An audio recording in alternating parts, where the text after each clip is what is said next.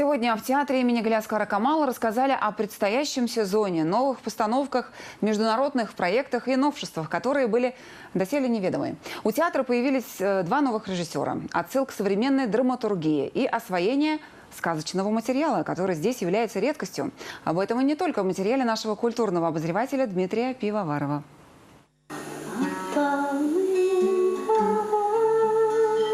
Выпустив в свет 1-2 сентября на сцене МХАТа свое прочтение повести Достоевского «Белые ночи», молодой режиссер камаловского Айдар Забаров вернулся в Казань и работает над начатой постановкой классической советской пьесы Володина «Пять вечеров», работа над которой была отложена из-за большой загруженности режиссера в Москве. В главных ролях нового спектакля для большой сцены выступят Люция Хамитова в роли Татьяны, Рамиль Тухватуллин и Минвали Габдуллин в роли Ильина, а также Искандер Хайруллин, Алсу Каюмова, Алмаз Бурганов и Гульчача Гайфетдинова.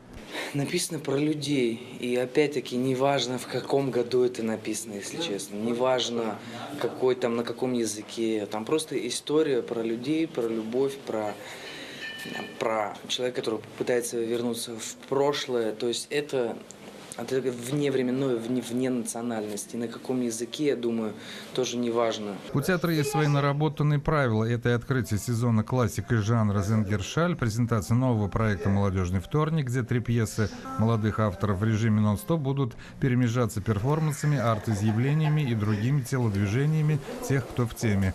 Еще один режиссер, взятый в штат в этом сезоне, обращается к сказочному материалу и продолжению традиций национальной кухни. Вот мы недавно были в Венгрии, и когда мы показали свой отрывок спектакля «Кулгали», «Союзов сказания Софи», знаете, то там как раз таки наоборот мы были приняты очень тепло, потому что мы сохранили свою культуру. В новом сезоне пройдут юбилей корифеев республиканской сцены, а свое 50-летие отметит оркестр театра, а 75-летие его руководитель Фуат Абубакиров.